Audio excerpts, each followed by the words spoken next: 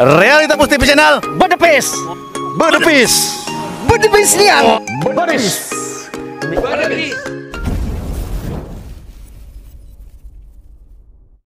Assalamualaikum. Waalaikumsalam warahmatullahi wabarakatuh. Apa kabar, Pak? Kabar baik, alhamdulillah. Tadi saya keliling-keliling kan, nanya rumah Melen Sori Mano. Nah, akhirnya katanya di bawah dikit katanya. Ini luar biasa, Bung Damar ini YouTuber progresif. Jadi terima kasih. Saya bertandang sih kok. Siap. Tamu. Siap. Sesuai dengan program-program kita di sana, program bertandang. Podcast bertandang. Podcast ya? bertandang, Podang. Boleh saya duduk nih? Boleh, silakan. Wah, alhamdulillah. Ini luar biasa ini. Nah, di sana seperti yang kita janjikan bahwa hari ini kita ngobrol dengan salah satu tokoh pemuda lah, atau penggiat medsos sekaligus YouTuber ternama di Bengkulu, sekaligus masih aktif di Pos Kaki ya? Masih eksis ya? Iya, masih. Oh, masih mengamati sekaligus mengawasi ya? Benar, memantau. Pos Kaki itu apa panjangannya itu? Pusat Kajian Anti Korupsi. Artinya masih memonitor perkembangan dugaan kasus korupsi, masih dipantau ya. Benar. Karena itu bagian tanggung jawab moral mungkin ya. Benar. Nah, itu hari sana kita hari ini bertandang di rumah Melian Sori. Siap. Mungkin di sana bisa cari-cari di YouTube-nya. Namanya Melian Sori. Ah, itu udah luar biasa, ada jutaan yang menonton. Amin. Ya, mana tahu nanti channel ini bisa meledak nanti. Nah, jadi ini aku manggil Bung Melian Sori. Siap. Jadi beliau ini adalah tadi sepintas kita perkenalkan diri, dan mungkin ada di sana nanti ya bisa mengikuti obrolan ini terkait dengan informasi atau mungkin persoalan yang lagi viral di Kota Bengkulu ini. Lagi hangat-hangat. Khususnya terkait dengan masalah kepungan sampah di Kota Bengkulu ini. Betul. Ya kan, sudah banyak keluhan baik secara langsung, baik di medsos. Ini bisa kita lihat kan, posting-postingan keluhan masalah penumpukan sampah yang luar biasa. Betul. Dan mungkin kali ini yang terjadi yang luar biasa ini. Ada apa pertanyaannya? Betul. Karena sebelum-sebelumnya kan nggak terjadi. Nah, ini ada apa masalahnya? Ini mungkin bisa Bung Melian Sori bedah ini. Bisa memberikan pencerahan kepada di sana. Apa sih yang menjadi persoalan? Nah, ini kita akan diskusikan. Nah, by the way anyway nih Bung, kira-kira dari kacamata Bung Melian Sori ini apa sih persoalan penumpukan atau kepungan sampah ini? Baik. Terima kasih Bung Damar, YouTuber progresif, bedepis. Ya. Bedepis. Sebetulnya soal sampah ini Bung Damar lebih paham karena beliau ini sekretaris Forum LPM Kota Bengkulu, termasuk ketua LPM di Kelurahan Pasar Baru. Jadi beliau sebenarnya lebih memahami. Saya terima kasih sudah silaturahim. Jadi memang persoalan sampah ini kenapa menjadi heboh, karena beberapa tahun yang lalu kan, ini program Merdeka Sampah ini kan disampaikan oleh Pemda Kota Bengkulu. Dan waktu itu heboh. Semua orang heboh. Viral ya? Viral sampai ada penangkapan sayembara, kemudian ada yang ditangkap dan lain sebagainya. Nah, ini kan menjadi kehebohan tersendiri, melibatkan perguruan tinggi kemana-mana. Malam-malam ada patroli oleh petinggi Kota Bengkulu ini. Artinya saat itu mungkin masyarakat menganggap, wah pemerintahnya serius sekali, masif sekali ya. Masif sekali, dan luar biasa. Mudah-mudahan ini akan mengatasi sampah di Kota Bengkulu. Mudah-mudahan Kota Bengkulu bersih dan indah ya saat itu. Tapi ternyata evaluasi sampai hari ini saya katakan bahwa program Merdeka Sampah itu masih gagal. Gagal karena kenapa? Saya pantau beberapa titik sampah itu sangat banyak sekali di beberapa titik Kota Bengkulu kan. Artinya penanganan sampah ini hanya di depan, hanya misalkan seremonial dan lain sebagainya, tapi tidak terstruktur dengan baik. Dalam artian dari hulu ke hilirnya, apa solusinya, itu belum tertata dengan baik, sehingga sampah masih di mana-mana. Nah, kita katakan sekali lagi bahwa program Merdeka Sampah Kota Bengkulu ini kita nilai Pemkot masih gagal. Nah, solusi sebetulnya sudah kita sampaikan beberapa kali, kita menyampaikan ke Pemda Kota Bengkulu bahwa jangan hanya kita menyalahkan masyarakat kalau kemudian fasilitas tentang sampah itu belum disediakan secara maksimal. Tidak bisa kita mengatakan bahwa masyarakatnya ini masyarakat buang sampah sembarangan, tapi kemudian pelayanan terhadap masyarakat itu belum memaksimalkan. Apa yang saya maksud adalah misalkan tempat sampah. Kontainer ya. sampah itu kan seperti apa yang harus disiapkan dengan beberapa titik. Lalu kemudian misalkan apakah petugas sampah di RT-RT itu sudah disiapkan. Maksud saya seperti ini. Kalau seandainya mulai dari bak sampah diberikan ke masyarakat, lalu kemudian petugas sampah itu disiapkan di masing-masing kelurahan, di RT dan lain sebagainya. Mereka setiap 2 hari sekali mengambil sampah di rumah-rumah masyarakat. Artinya arusnya tuh lancar, arus Pasti distribusi itu. Pasti mereka tidak akan membuang sampah sembarangan ke sungai, di bawah jembatan, lalu kemudian disiring-siring di tempat-tempat semak-semak belukar.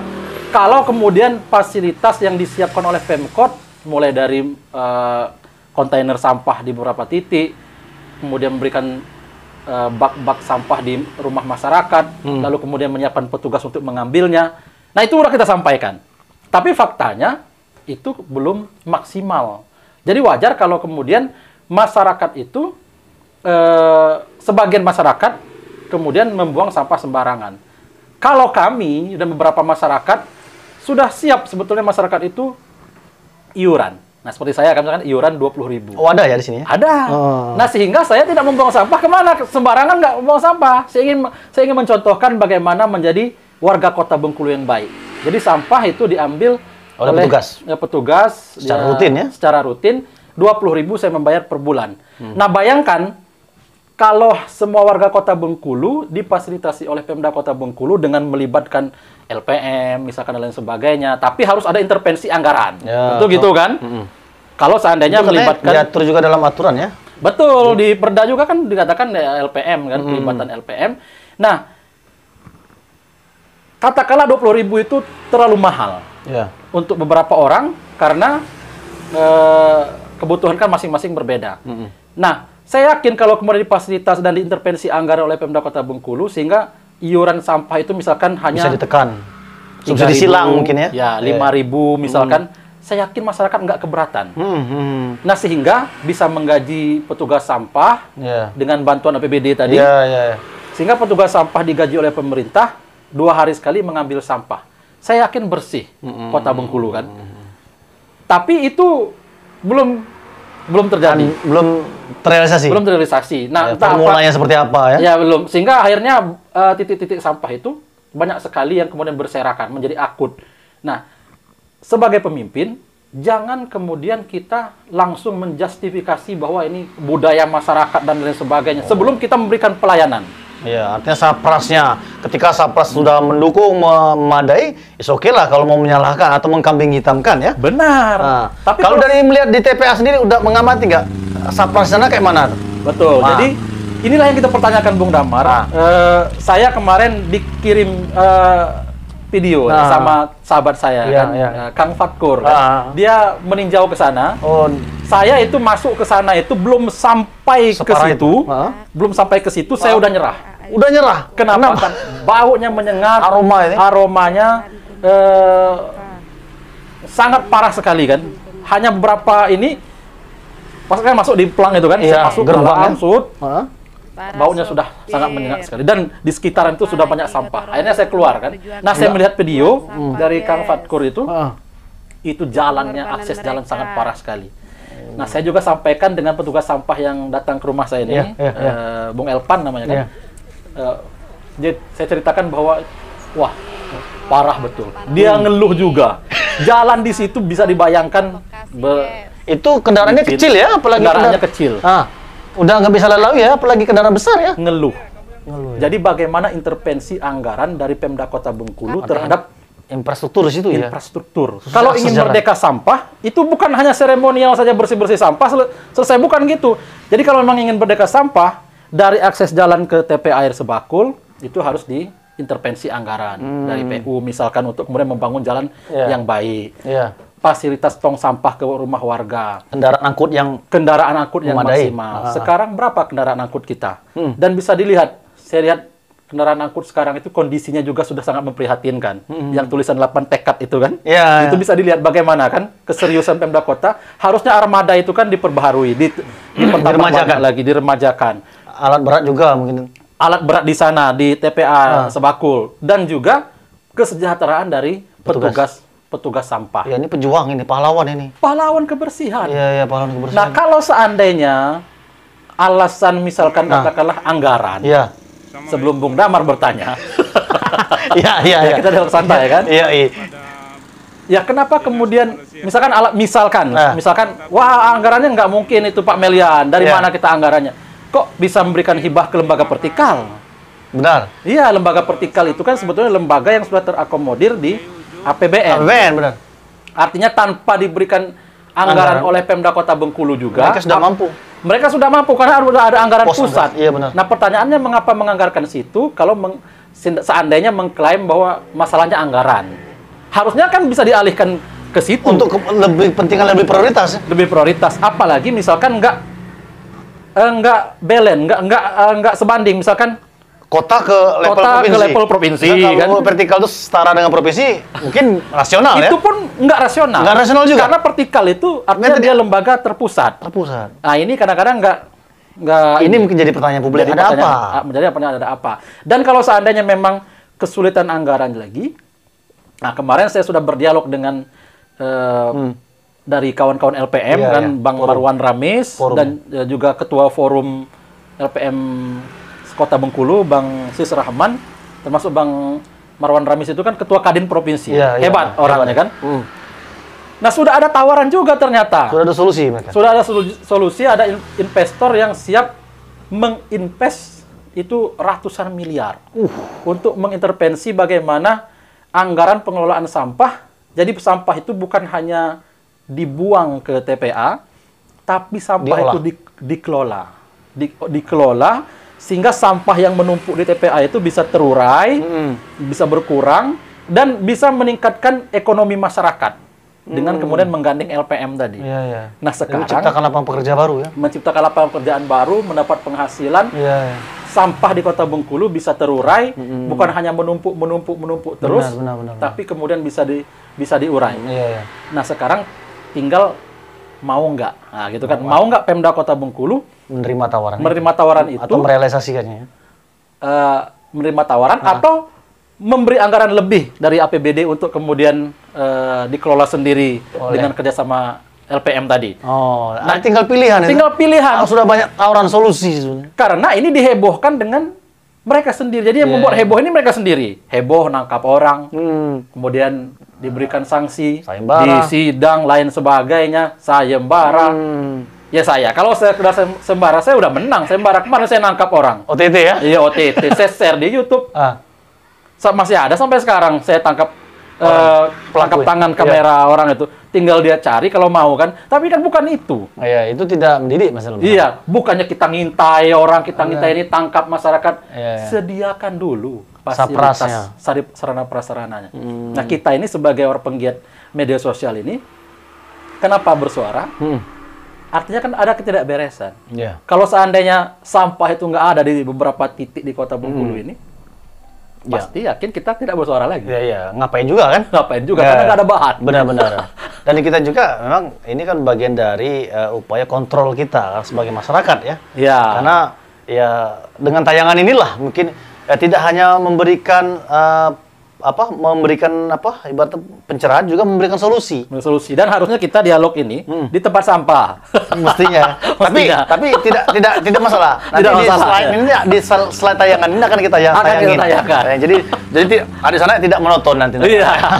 Jadi gambaran potret fakta yang ada di lapangan. Karena itu sudah berseliweran itu. Postingan-postingan video yang berkaitan dengan membludaknya sampah itu. Dan sangat dikeluhkan. Nah, sampah itu sebenarnya tidak banyak, tapi karena tidak diangkut berhari, ya akhirnya volumenya membludak. Barusan kemarin saya cek di Tengah Padang. Itu fakta. Barusan kemarin betul saya cek. Menumpuk sampah di simpang itu, di Tengah Padang itu. Kemarin itu. Artinya kan, ya inilah kita katakan kemana Kepala Dinas Lingkungan Hidupnya kan? Kemana wakil wali kota yang kemarin yang teriak-teriak, yang kampanye iya, sampah yang dia sampai sayembara segala macam. Ronda, apa tengah malam rela, tengah malam razia ya. Iya, yang katanya setiap OPD harus menyiapkan tempat sampah di rumahnya. Jadi itulah sebetulnya Bung Damar, kita lihat di Kota Bengkulu ini terlalu banyak yang dihebohkan. Jadi mereka buat heboh sendiri, akhirnya repot sendiri. Dia heboh, kita pantau kan? Kita pantau, ternyata nggak beres, nggak becus kerjaannya kan? Iya, benar-benar. Artinya sampai hari ini orang masih mengeluhkan sampah, itu berarti kan tidak beres pekerjaan itu kan? Yang katanya APBD untuk rakyat. Ya, nah mestinya nggak perlu terlalu heboh. Ya. Pemkot itu nggak perlu terlalu heboh, tapi bekerja saja. Bekerja, buktikan Kota Bengkulu bersih dari sampah. Iya. Harusnya gitu kan? Nah, mestinya juga itu yang dilakukan Pemda Kota Bengkulu. Jadi tanpa kehebohan yang berlebih, tapi kerja nyata. Ini heboh, tapi hasilnya bisa dilihat sekarang kan? Nah, kemudian gini, ada juga yang menarik yang saya amati juga di medsos itu. Ada kemarin berita bahwa pada saat kegiatan kebersihan di Pantai Panjang itu, ada warga melihat memposting kendaraan angkutan sampah dari Benteng ikut membantu. Nah, artinya kan kalau memang keterbatasan armada, kalau keterbatasan anggaran, dengan kondisi saat ini mungkin di awal tahun belum ada lah, katakanlah anggaran belum jalan. Mestinya secara mekanisme pemerintah bisa meminta bantu, artinya kolaborasi dengan pemerintah terdekat, atau mungkin ke gubernur minta bantuan selaku orang tua. Artinya jalur birokrasi koordinasi ini sebenarnya bisa dimainkan kalau memang semangatnya pengen adanya sinergitas. Karena bagaimanapun ibarat kata kita pernah dengar tuh, Provinsi Bengkulu ini rumah besar. Ibarat sebuah rumah ini ada kamar-kamar. Kalau satu buah rumah tuh terdiri dari 10 kamar, yang satu kamar tuh isinya kabupaten dan kota. Ya artinya kan dalam satu rumah ini kan mestinya saling bahu-membahu. Misalnya kemarin kan sempat kerjasama bermitra dengan pemerintah Bengkulu Tengah. Kalau memang keterbatasan armada, apa salahnya minta bantu untuk ya memperlancar setidaknya. Jadi masyarakat tuh tidak geram, tidak makin parah keluhannya ini. Karena ketika sampah ini menumpuk kan efek dominonya banyak. Tidak hanya mencoreng keindahan, tapi aroma yang ditimbulkan, terus juga ya mengganggu kesehatan tentu. Gimana nih menurut Bang? Ya, saya nggak tahu ya kalau ada mobil sampah Benteng nangkring di Pantai Panjang pas kebersihan kemarin. Nanti kita tayangin nanti di tayangan ini. Ya, saya nggak tahu itu kan. Tapi artinya mungkin sebenarnya bisa dilakukan. Ya. Artinya inovasi lah. Ya. Harusnya ini gerakan sampah ini kalau seandainya Pemda Kota Bengkulu misalkan ini bisa bersinergi kepada semua orang kan, dalam artian kepada Pemda-Pemda termasuk juga kepada Pemda Provinsi Bengkulu, itu kan lebih bagus, saling bersinergi. Iya, benar. Tapi ini yang terjadi kan, nampak dilihat di depan mata ini kan agak susah. Why? Why? Ya, itu kan. Padahal sebetulnya urusan sampah di Kota Bengkulu ini adalah tanggung jawab Pemda Kota Bengkulu. Urusan sampah yang tanggung jawabnya kan, termasuk urusan listrik. Itu sesuai dengan Undang-Undang Otonomi Daerah ya? Iya, jadi urusan sampah itu sebetulnya menjadi urusan Pemda Kota Bengkulu. Contoh, misal, bukan hanya di tempat yang menjadi tanggung jawab, misalkan jalan saja, misalkan jalan provinsi, jalan nasional. Itu kan sebetulnya jalan nasional itu tanggung jawab Kementerian PUPR. Misalkan jalan lintas poros ke arah bandara kan. Beberapa titik itu kan masuk dalam ruas nasional, termasuk di dekat tol itu jalan nasional dari di Sepakul itu kan sampai tembus ke Sebakul ke Betungan, termasuk dari Nakau sampai ke situ Pekan sampai Sabtu ke ya, Pekan Betungan itu jalan nasional. Jalan nasional tanggung jawabnya adalah Kementerian PUPR. Tapi urusan sampah tidak mungkin tanggung jawab Kementerian Lingkungan Hidup. Iya. Tapi bisa disaksikan sampah di dekat sebelum pintu tol itu sebelah kiri. Pernah lihat? Pernah. Sebelah kiri itu. Jadi sebelum pintu tol itu sebelah kiri itu sampahnya menumpuk. Sama kasusnya. Menimbulkan bau yang sangat tidak sedap sekali. Padahal di jalan Nah, itu lintas. tanggung jawab siapa itu? Nggak bisa Pemkot mengatakan itu tanggung jawab Kementerian Lingkungan Hidup RI, nggak bisa. Tapi tanggung jawab Dinas Lingkungan Hidup Kota Bengkulu. Iya, karena wilayahnya domain Nah, situ. itulah domainnya di situ kan. Jangan sampai menjadi pemimpin itu ada sensitivitas Alergi pribadi ke seseorang iya. sehingga melunturkan pelayanan terhadap publik. Artinya masyarakat jadi korban. Masyarakat menjadi korban. Tumben kau pintar. Ya karena kita kasihannya aja. Karena jangan sampai polemik antar ego sektoral tadi mengorbankan kepentingan masyarakat. Ya, betul. Iya, kan? Harus diminimalisir karena bagaimanapun pemimpin itu harus berjiwa berlapang dada. Bijak. Harus bijak. Nah, kalau kita melihat dua pemimpin ini, sebetulnya dari berbagai aspek itu sama-sama kita kategorikan masih gagal. Ya. Provinsi Rohidin sebagai gubernur juga masih gagal memimpin Provinsi Bengkulu ini agar sejahtera. Kita masih terpuruk menjadi provinsi termiskin kedua di Pulau Sumatera. Kemarin indeks bahagia kita juga Turun. nomor sekian Iya. di bawah kan. Anjlok. Iya. Helmi Hasan sebagai wali kota Bengkulu juga Gagal. dari program Merdeka Sampah saja misalkan kita katakan masih gagal. Karena masih ada waktu untuk evaluasi kan. Tapi kira-kira kalau dianggap alasan tidak anggaran, menurut Bang Melian logis tidak itu? Tidak logis. Asal ada kemauan. Kalau seandainya mengeluh anggaran, ya berhenti saja jadi kepala daerah. Kalau seandainya jadi kepala daerah yang diberikan ruang, kewenangan untuk bisa mengintervensi anggaran bersama DPR, masih misalkan mengeluh masalah anggaran, artinya kan tidak mampu, tidak capable dalam menjadi kepala daerah. Ya berhenti saja jadi kepala daerah kan. Artinya seorang kepala daerah itu jangan mengeluh, apalagi ada teori baliknya, kan? Anggaran, misalkan katakanlah, ini kan katakanlah misalkan, anggaran kita agak ini masalah COVID misalkan.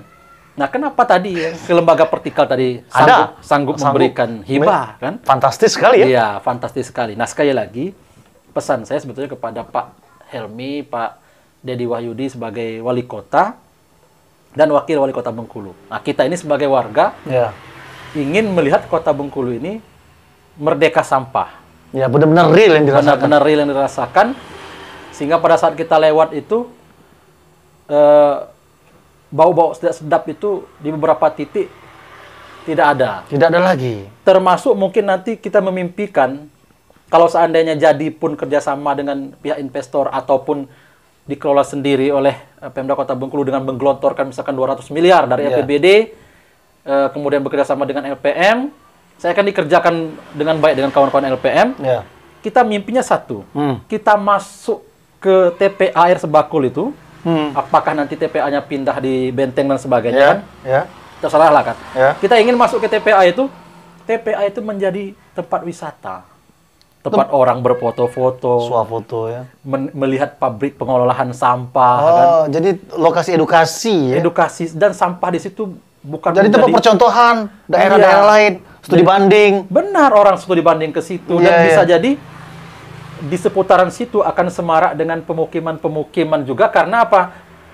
Tidak terlalu bau dan tidak terlalu menyengat. Artinya mungkin dengan adanya sistem pengelolaan sampah, artinya meminimalisir volume sampah sehingga lahan yang tadi TPA itu jadi luas sekarang jadi tempat pemukiman. Jadi tempat pabrik dan itu juga itu kan lokasi cukup strategis kan, dekat-dekat tol, dekat dengan bandara. Jadi ketika ada dari masyarakat luar pengen meninjau, pengen studi banding ke sana, tidak sulit dari akses, secara akses ya. Sekarang tuh siapa yang berani masuk ke situ kalau tidak ada kepentingan katakanlah itu kan ngeri ke situ kan? Ngeri ya? Ngeri. Bukan karena ada hantu ya? Iya, karena baunya tuh busuk sekali kan. Nah, itu yang harus dipikirkan oleh Pak Wali Kota Bengkulu, bagaimana dengan petugas sampah kita? Kan kasihan kalau jalannya buruk, mereka mungkin dengan jalan buruk itu sulit untuk masuk. Iya, belum lagi kalau bahkan kata teman saya si Elpan yang itu dia pernah balik badan lagi karena tidak mampu kan masuk ke lokasi. Jadi kemana sampahnya itu? Nggak tahu saya. Dia bercerita dan itu fakta kan. Nah artinya inilah harus dipikirkan oleh Pak Wali Kota Bengkulu, perbaiki akses jalan menuju ke sana, kemudian juga fasilitas disiapkan, intervensi anggaran harus serius kan. Iya. Kalau mau pada periode beliau dengan Pak Deddy Wahyudi ini Merdeka Sampah itu terwujud. Jangan sampai habis periode Merdeka Sampah belum terwujud. Kalau kata istilah orang itu kan seperti angat-angat tai ayam. Sama seperti penetipan pasar kan. Nah, itu yang kita tidak. Nah, sekarang kita tantang mereka untuk betul-betul serius dari hulu sampai ke hilir. Sudah ada tawaran-tawaran dari investor, sudah ada tawaran-tawaran juga ide-ide solusi dari masyarakat. Nah, tinggal mereka lagi mau atau tidak, tahu tidaknya kan.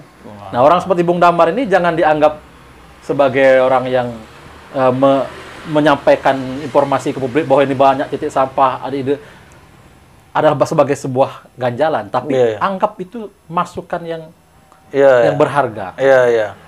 Hikmah artinya, karena ya kritika itu kan bagian dari ya kontrol sosial, kita masukan. Kontrol sosial. Karena dalam pemerintahan itu perlu kita menerima masukan itu, bukan kemudian kita sebaliknya anti terhadap kritikan. Betul. Ya kan? Karena yang bikin kita besar itu karena kritikan itu. Betul. Artinya semakin kita mawas diri, semakin kita mengintrospeksi diri untuk berbenah, untuk menjadi yang lebih baik tentunya. Betul. Kan hakikat manusia itu kan selalu ingin menjadi yang lebih baik. Betul. Benar nggak? Kalau kita kembali ke agama, ya kan? Betul. Bersih juga bagian dari iman, kan? Iya, dan Pak Wali kan sangat religius kan. Iya. Dan kawan yang baik itu bukanlah kawan yang membiarkan kawannya tersesat, membiarkan kawannya terus salah. Tapi kawan yang baik adalah meluruskan, kawan yang mengingatkan pada saat ada kesalahan. Kalau orang yang memuji-muji terus itu ya udah biasa kan, di seputaran kan. Nggak mungkin juga dia mengkritik kan. Mungkin hanya sekian persen. Apalagi ada lingkaran kekuasaan. Yang juga mungkin. Tapi yang di luar yang melihat realita yang nyata, itu adalah harus juga didengarkan. Itu anugerah juga sebenarnya. Iya, anugerah. Kan? Iya. Kalau seandainya nggak mau dikritik, jangan siapkan bahan kritiknya. Dengan apa misalkan? Ya jangan ada lagi sampah-sampah yang menumpuk di beberapa titik itu. Sehingga kita tidak akan membahas sampah. Kan? Pasti kita akan membahas yang lain. Dan juga persoalan sampah ini tadi memang sudah luar biasa gitu. Iya, persoalannya memang bukan kita saja, mungkin masyarakat mungkin sudah berbagai cara mungkin meluapkan kegerahannya terhadap persoalan sampah. Jadi beberapa elemen itu petugas sampah mengeluh. Kemudian juga masyarakat juga mengeluhkan. Wisatawan pengunjung juga mengeluhkan di beberapa titik lokasi kan. Artinya inilah yang harus sesegera mungkin di sisa masa jabatan kepala daerah kita saat ini. Nah, atau alternatifnya ada juga alternatif lain. Angkat aja bendera putih. Nyerah untuk program Merdeka Sampah. Nah, minta tolong. Iya, nyerah kan nanti. Itu baru patriot ya. Patriot ya. Kalau memang nggak sanggup kan. Ya kita salutlah dengan Bang Marwan Ramis, Bang Sis Rahman, termasuk Bro Damar juga ide-ide mereka kan. Mereka ingin sampah ini di Kota Bengkulu ini bisa teratasi. Benar. Saya pikir itu tinggal disambut saja. Nggak berani nggak? Nah, itu persoalannya. Itu ada di sana luar biasa masukan, kemudian pandangan dari saudara Bung Melian Sori bahwa memang persoalan sampah ini mudah sekali ternyata. Asal dia gampang-gampang susah, ya kan? Tergantung kitanya lagi, tergantung pemerintahnya lagi. Mau atau tidak, karena persoalan sudah ada di depan mata. Kemudian solusi juga sudah ada di depan mata. Betul. Dengan berbagai plan A, plan B, plan C yang tinggal dipilih saja. Tinggal dipilih. Mana yang lebih rasional, ya kan? Mana yang lebih realitas. Bukan realitas positif tapi. Bedepis lah. Bedepis nanti. Jadi semoga dialog ini bisa menginspirasi, semoga bisa memberikan pencerahan dan wawasan bagi ada sana, khususnya para pemangku kebijakan. Ya. Tentunya semua itu tergantung dari pemangku kebijakan. Karena masyarakat hanya bisa merasakan, tidak bisa mengambil kebijakan. Ya kan? Betul. Mengeluhkan itu sudah terpatri. Itulah kodratnya seorang masyarakat, ya kan? Rakyat, ya kan? Dan satu lagi Bung Damar, tambahkan dikit lagi. Ada baiknya memang, saya sarankan Pak Wali Kota Bengkulu sama Pak Wakil Wali Kota Bengkulu itu pada saat musim hujan, sore-sore. Nah, saya datang, apa sidak? Ikut petugas sampah itu, Nah, petugas itu, sampah yang nyetir mobil itu, nah, gimana rasakan? ikut dalam mobil itu dia. Nah, pada saat hari hujan, kan mereka sore-sore kadang ngomong sampah itu kan? Iya, benar. Jadi ikutlah mereka naik di jalan yang buruk itu. Nah, videoin, bilang kalau itu bagus videokan. Videokan. Bila perlu ikut merasakan ya, bagaimana. Jadi Pak Wali dan Pak Wakil Wali Kota Bengkulu naik mobil itu, nanti buat video kan? Ya, sosial eksperimen. Ya, gimana judulnya sih rasanya kan? Jadi petugas sampah. Jadi biar tahu dia. Jadi petugas sampah. Jadi biar dia tahu perjuangan, keluhan dari petugas sampah yang ingin naik di jalan itu. Iya. Dia kan mencari nafkah demi anak istri. Ya. Bayangkanlah dengan aroma yang Bung sangat Melian saja tidak sanggup. sekali. Udah angkat bendera putih kan mau masuk aja. Tapi kalau jalannya elok, jalannya licin kan, sampai di situ tinggal masuk cus. Buang cus. Jadi jalannya misalkan sudah aspal, sampai nyampai jalannya luas mungkin kan, pus tinggal buang. Alangkah nikmatnya mereka kan. Iya. Tapi ini kita lihat di video itu, waduh parah sekali. Nah Pak Wali lebih dari off-road arena itu ya? Lebih dari off-road. Nah, saya sarankan itu, mudah-mudahan dengan di video Realita TV Pos ini ditonton Pak Wali dan Pak Wakil Wali Kota Bengkulu. Oke Bung Melian, saya terima tantangan Anda. Nanti musim hujan, sore hari saya akan ke sana naik mobil itu. Ya, sosial eksperimen. Ya, tunggu ya. Iya.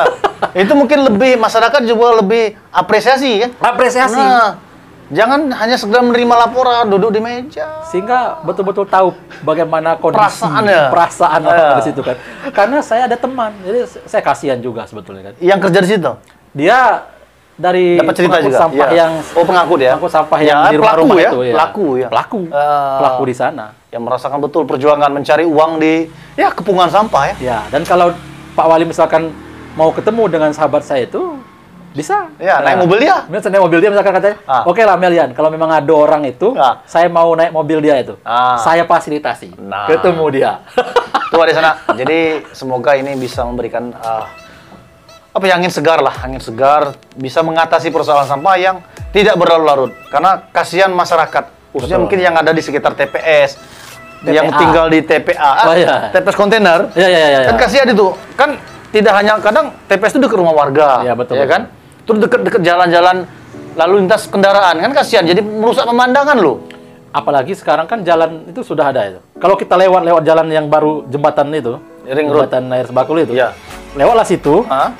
Berapa menit dari situ tuh kan ada TPA. Di luar TPS itu kan, pembuang air sampah itu kan. Itu sudah baunya sudah menyengat. Baru lewat di situ. Nah, itu kan sekarang ramai itu dikunjungi. Orang lewat situ masyarakat jadinya kemana program itu? Kemana program sampah Merdeka Sampah itu? Betul. Betul sekali. Ini luar biasa. Nah, demikianlah di sana. Semoga channel ini memberikan sekali lagi manfaat. Dan bagi ada yang merasa channel ini bermanfaat, jangan lupa ya tekan tombol like, comment, and subscribe ya. Semoga kami bisa semakin semangat menyajikan konten-konten yang mungkin bisa lebih mengedukasi, bisa menginspirasi, dan bisa memberikan nambah wawasan dan informasi tentunya kepada adik sana, sahabat Nusantara di Indonesia, mungkin di internasional pada umumnya. Terima kasih Bung Melian atas waktu dan sambutannya. Terima kasih sekali yang sangat luar biasa ini. Dan mungkin sudah dua kali kita. Ya, ini dua kali. Dua kali ya. Jangan bosan-bosan ya. Tidak. Kita akan terus memberikan konten-konten yang sifatnya informatif. Ya, mengedukatif masyarakat. Betul. Karena dengan konten ini semoga menjadi wadah ya. Betul. Wadah ya, solusi ya, bagaimana tips cara menyelesaikan masalah. Karena kita juga bukan dewa ternyata, tapi kita bagaimana menganalisa, bagaimana kita mencari narasumber yang berkompeten untuk membahas soal seputar tema-tema yang kita angkat. Betul sekali. Nah, sekali lagi, jangan alergi dengan kritikan. Itu yang kami pengen harapkan. Karena bagaimanapun kritikan adalah semangat untuk membangun. Semangat untuk kita lebih mawas diri, lebih bisa mengekspresi dan untuk menjadi lebih baik. Akhir kata, saya Heri. Wabillahi taufiq wal hidayah. Wassalamualaikum warahmatullahi wabarakatuh.